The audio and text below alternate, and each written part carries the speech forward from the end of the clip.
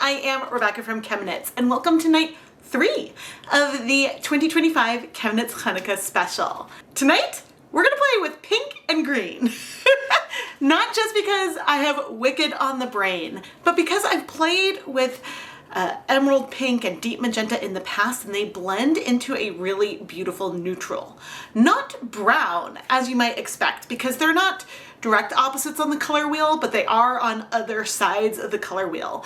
And yes, bringing them together does create something more muted and less bright, but it's still very pretty. And so my plan today is to create a dip dyed colorway where we have our pink at one end, our green at the other, and then a blend of the two colors going through the middle. But to get the colorway I have in my brain, I wanted to do a prototype proof of concept to make sure I have the proportions of the pink and green right, and I'm going for a brighter pink than this one right here.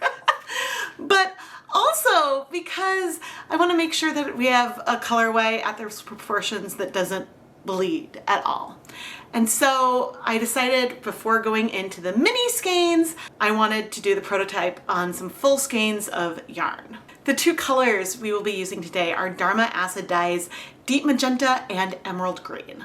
I decided to do a proof of concept of this colorway on two skeins, full skeins of Stroll that is 75% superwash merino, 25% nylon, before moving on to dyeing this colorway on our mini skeins.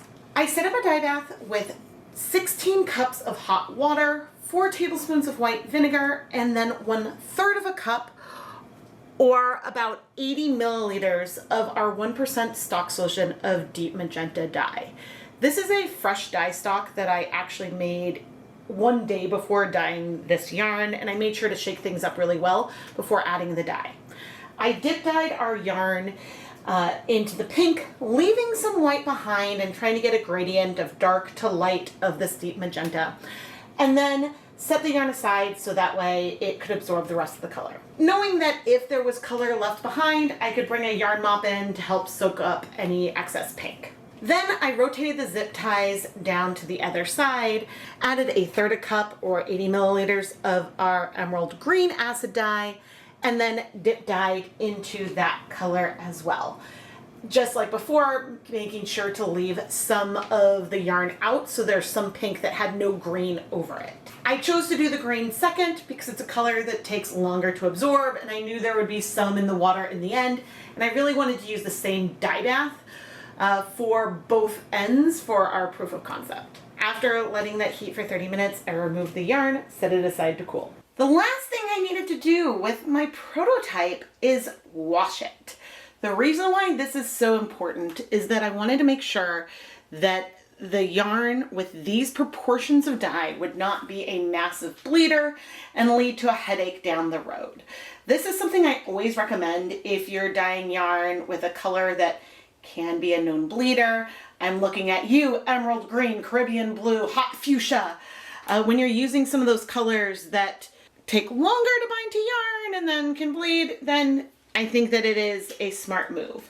However, at the proportions that I used, we should be good. There was a little hint of green, but not much, and it didn't get worse once the soap was rinsed out, and so we're good.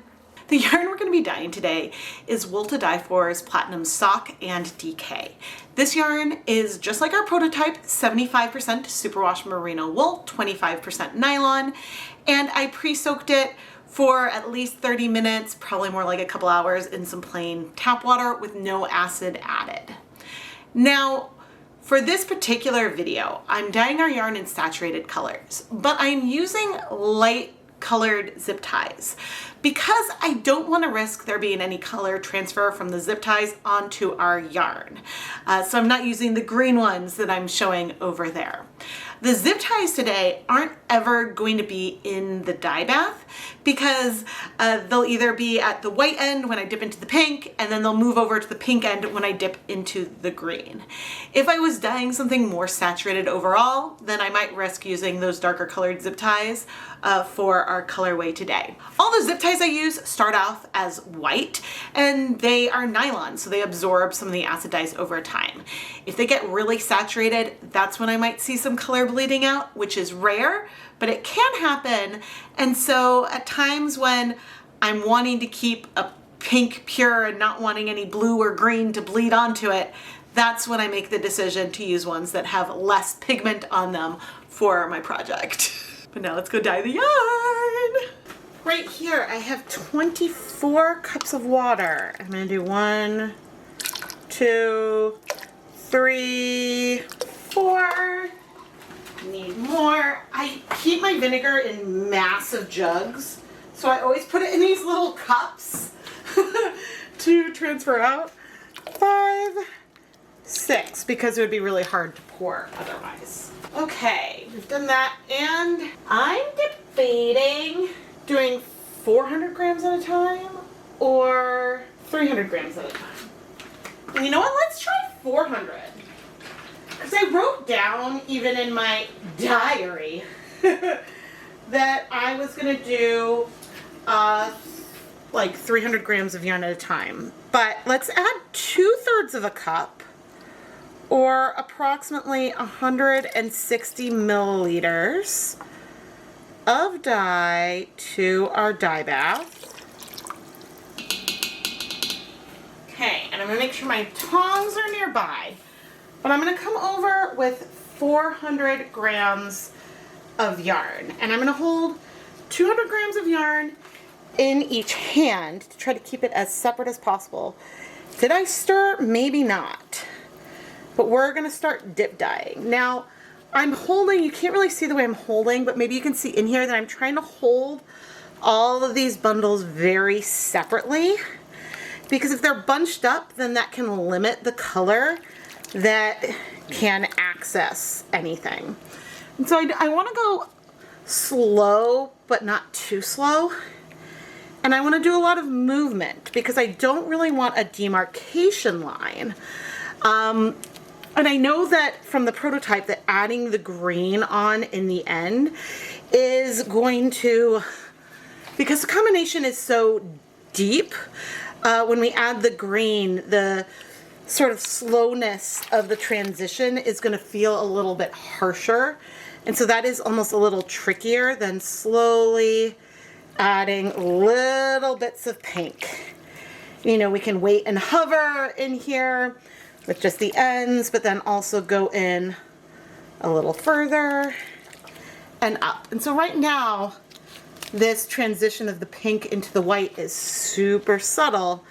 But then when we do like the green, actually, like, it's going to be a lot less subtle. So what I'm going to do now, and actually for a second I'm going to leave it with just that much. I need to get a pan, an aluminum pan to put back here in case we have any capillary action. And the capillary action I'm referring to is just the water sort of traveling through the yarn and going into the pot. Most of the color is in the yarn, so it doesn't really matter where I leave it, but leaving it sort of with some darker area in the water, I'm choosing to do that versus leaving it with just a little bit of white poking out, because that way, like, the amount of dye left in there shouldn't make a huge difference with where that line is. But up closer to the white, it could make it less blended. I'm going to leave this for 30 minutes, mainly because then I know this pink is super well set, and I have another pot. I can dye another couple of skeins in that other pot without an issue, so that is extra good. But yeah, the 30 minutes just feels like a good amount of time. And so then when we go and dye the green, this darkest pink part won't ever be in the dye bath. That will be out. And so then this area up here that hasn't been in the heat as long, that will be in the dye pot longer with the green. And so then everything will be nice and heat set. In this second pot, I have 16 cups of water. I'm gonna add 4 tablespoons of white vinegar. 2, 3, 4. But this time for our pink, rather than adding 2/3 of a cup, I'm gonna add half of a cup, or about 120 milliliters of our pink dye. Can you predict where this is heading now?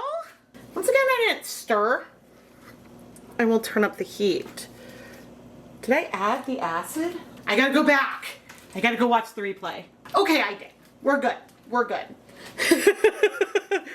And I'm coming with 300 grams. So the amount of the pH is the same. The concentration of dye is a little different, but the amount of dye to yarn is approximately the same. It would be nice if our cups and tablespoons and stuff, if those were in the UK versus in the US, because then one cup would be exactly 250 milliliters versus the approximation, but it's fine. The measuring cups I use on any given time really depend on my mood. Now I'm trying to hover here at the darkest area for a bit. I still have, gosh, maybe even more than a third of the yarn to go up to. And actually you can see that that made a difference. There's a bit of a line there now. So I actually want to keep that in to try to blend that out more, because I hovered a little too long. But you know what? That is okay. You see that little bit of a line? That's what we get from not having the continuous movement, and is why on the other one, when I left it, I sort of left it there to avoid having that little bit of a line. But it is totally fine, and there's going to be differences. There's some areas where there's more white on that inside area because of the crowding of the pot, but yeah, almost all that color has absorbed. I'm gonna leave a little more in than last time, and maybe not. Let's leave a little bit more out.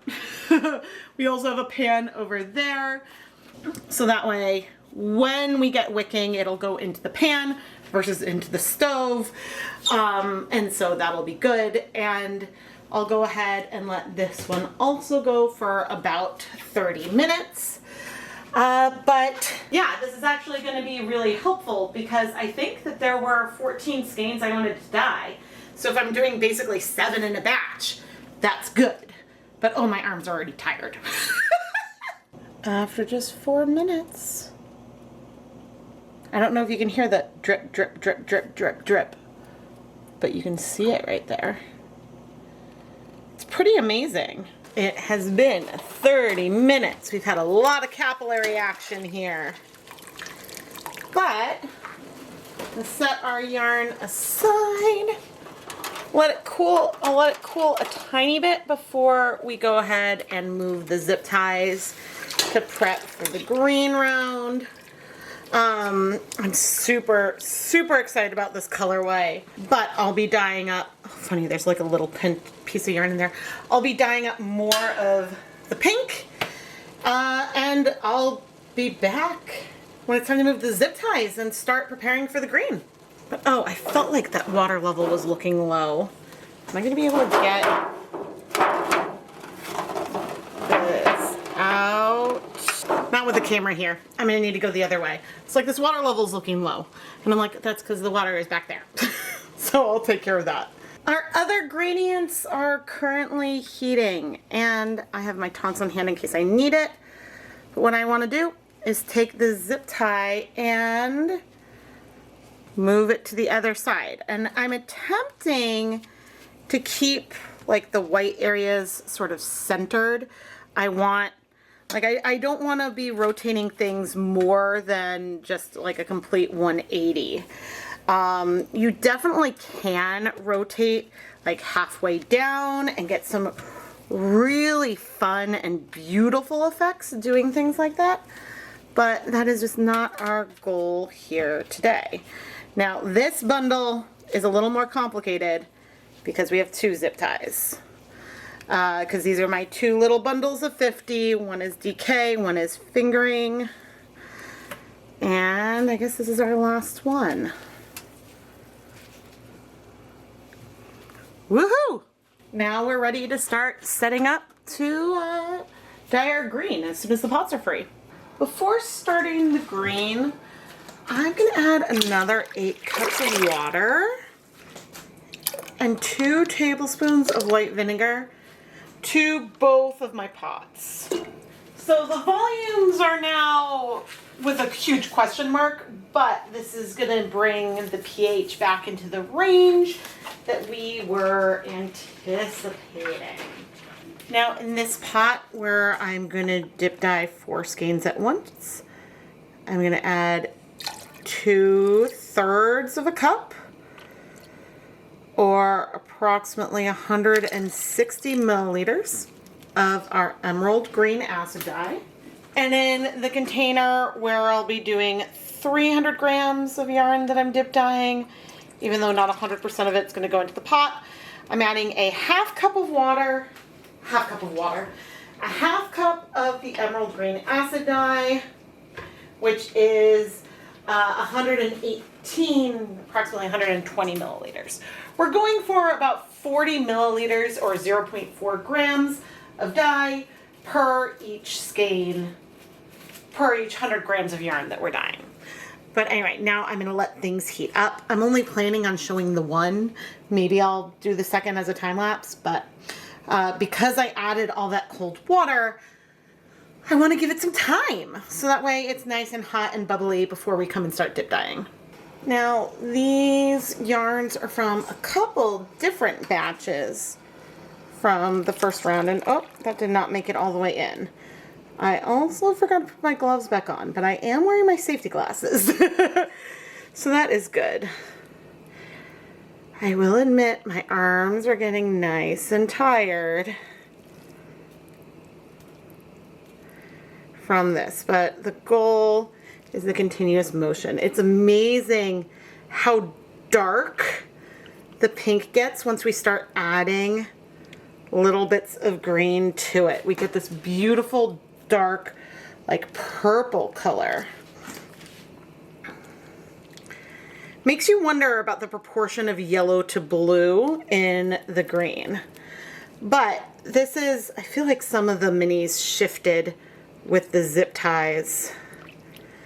But when I was talking before about not having like a big demarcation line when it came to the top, it's hard to get like a little bit of some pastel pastel green up on the pink without going too overboard. And since the dye bath is not clearing that much yet, I'm not going to want to I don't want to leave it like too far down. I think what I'm going to do, because my arms are really tired, I think what I want to do is leave it like so for just a minute. Oh man. I was like, I still have so many more to do. I mean, the color is getting lighter, so that is good. But oh my gosh, I just, there are times when I have to be honest, like, I was doing like some other dip dyeing recently too, and so just the raising and lowering can get a little bit challenging. Now, I could tell from just going in that I've already got a couple drips in there from that capillary action. Oh dear. Don't want to slip and shift things too much. But that always just amuses me when stuff like that happens. And so we can go in a little bit. Now, if you wonder like how much these light spots that aren't going to be kept in the water, how much of that actually gets enough heat to strike, you know, it's not about like 30 minutes isn't a magic number. It's just a number that tends to work well for me. And the yarn was still warm when I came over, which is helpful also because Therefore, I knew that, okay, we still have some heat in the yarn already. So then when we come over, that's just gonna be good. But I think I'm gonna leave it like right here. And we're gonna set a timer for 30 minutes. And I'm gonna do the same thing on the other side while listening to some podcast or other. So I'll let you know if I observe anything different, and I'm certainly gonna go put the gloves on. I'm glad I at least remembered the glasses. Okay, it has been 30 minutes. I'm attempting to grab up all my zip ties, and I'm not doing well at it. Oh my gosh. Oh my goodness. Yeah, we still have a bit of green in the dye pot. This is not concerning me because it's kind of what I expect with this color. But what I can do now is bring over my yarn mop and have it in here. Let's go ahead and do, oh gosh, 20 minutes to try to absorb a little bit more of that color. And in the meantime, once I move the camera, I can get the water back in here. I got a lot more water transfer on the other sample. Oh my gosh. This pan is half full of water here. Oh my goodness. And the water is warm. But we have a little bit, well, less green, smaller pan, so not that much less. But I just realized I have a yarn mop in the other pan. I don't have one for here. So here are 2 twisted mini skeins that I'm gonna pop in. I still have the timer with like 18 minutes on it. They went in dry, and you see that they did soak up a little bit of color right away. But I'm just curious what kind of tonal variation we'll end up with having them twisted, because we'll reuse it like a second time. The other yarn will get like a third chance. So we'll see where we are. It's not a huge deal. But what is interesting is this water is not green at all. And so I just find that amusing. The water level that changed was substantial, you guys. We did not soak up that much color yet, but we are getting some fun color on these yarn mops.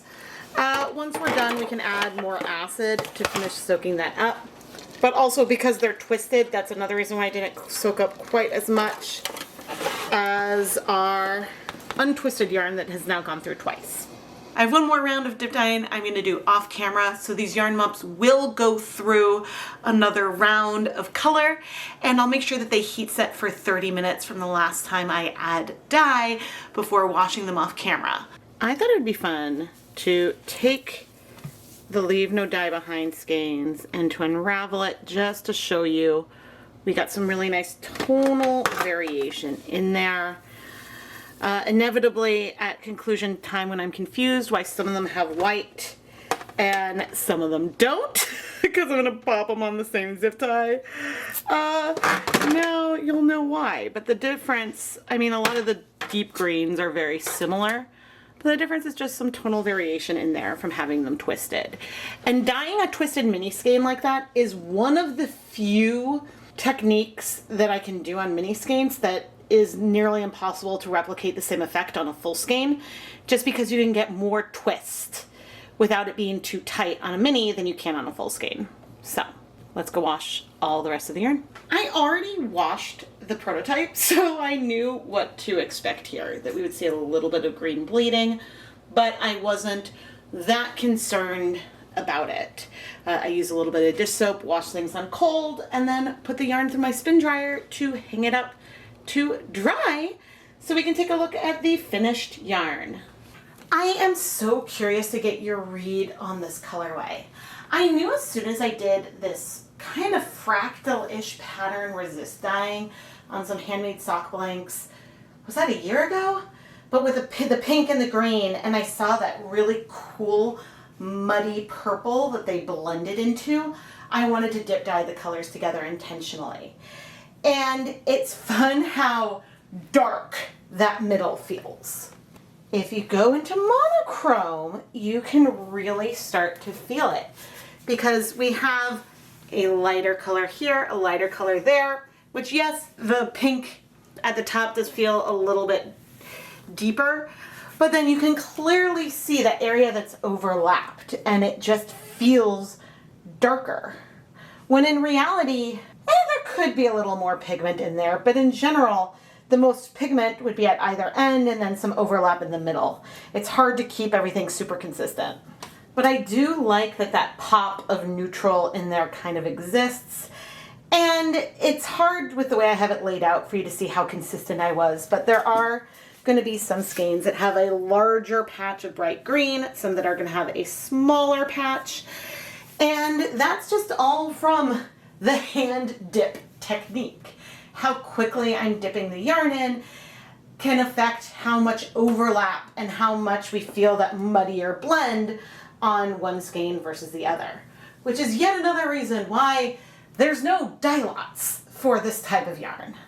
Yes, I would say that there's pretty much no dye lots for a lot of hand-dyed yarn. There are definitely some batches where you can have a lot more consistency between them, whereas if you dye one batch one day and one batch another day, they're likely to be more different. But these little differences between the mini skeins or from batch to batch, that's part of what makes the hand-dyed yarn wonderful. Because if you wanted a perfect solid, you should go and buy a commercially dyed colorway that's a solid. This colorway makes me really happy.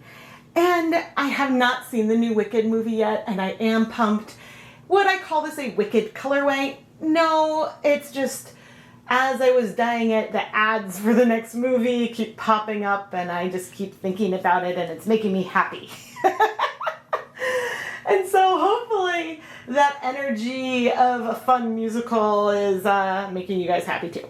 I am amazed that the intensity of the Leave No Dye Behind green is so similar between the minis we dyed multiple times and then the minis we dyed fewer times but had twisted in the pot.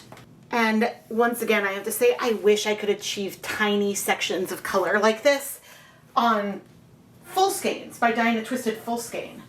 But it's just not possible. With a smaller mini, you can get more twists per inch, and therefore you get this really fun patterning. But all the mini skeins have so much less green in them than our dip dyed skeins, which shows that even though you can visibly see the remaining color in the pot, it's not that much pigment.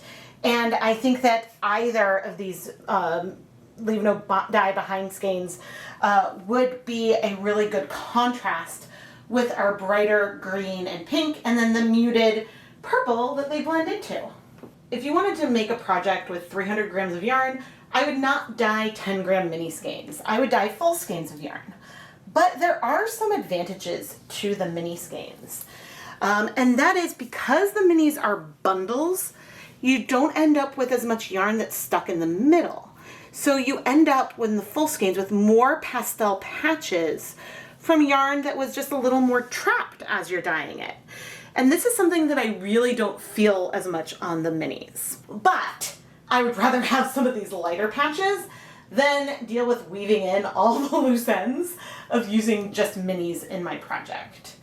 But if you're going to do something woven maybe, then using smaller minis may not be a bad thing. So those are all things to just consider as you do your project. When I dye a colorway like this, as I twist them up, I like to hold the yarn at one end such that you're getting like all the pink kind of lined up one way and all the green lined up at the other. And I like to do this because it helps you get a feel that we have long sections of color. If I were to rotate the yarn, so that way we had the pink and the green overlapping as I twisted it, it can be a lot harder to look at the mini and get a feel of the type of colorway that it is. But you can let me know, how do you prefer to twist up your own mini skeins? Even though our colorway is very pink and very green tonight, it wasn't intentionally like Wicked coded, even though I very much had Wicked on the brain as I waited to watch the movie, which I finally saw opening weekend about a week and a half ago or so.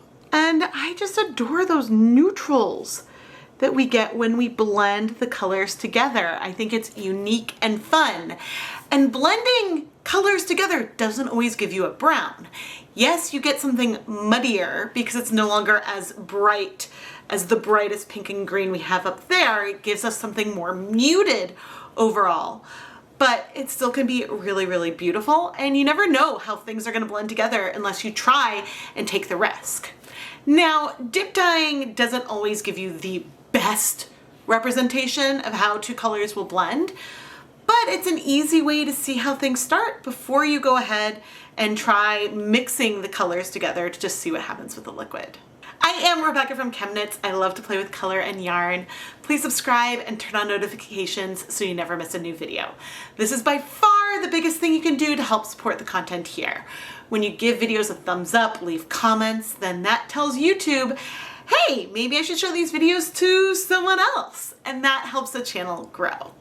If you're looking for other ways to help support the channel, I do have a Patreon where you can get early access to new content and help shape the direction of the Dyebath PS series, exclusive sneak peeks, and more. I'll have a link to the Patreon down in the video description. And depending on the level, patrons can get permanent shop coupons to the ChemKnits Creations Etsy shop that I send out every month. The Chanukah series is one of the biggest things that I do to help finance all of the videos for the coming year. And so I really appreciate you taking the time to celebrate Chanukah with me, whether you're watching the videos and are interacting in the live premieres, or if you bought yourself or a friend a Chanukah sampler. And there are still some 2025 Chanukah samplers available in my shop. I'll have that linked down below, and there may even be a couple from 2024 that you can grab as well. And with that note, it's almost time for night 4. What colors and techniques do you think are going to come up tomorrow night? Don't worry, this series, which has a new video that comes out at 8:30 p.m. every night, does not end with the 8th night of Chanukah. There are going to be 3 bonus videos that go beyond that. But for now, I have to say good night, happy Chanukah, and I'll see you tomorrow for night 4. Bye!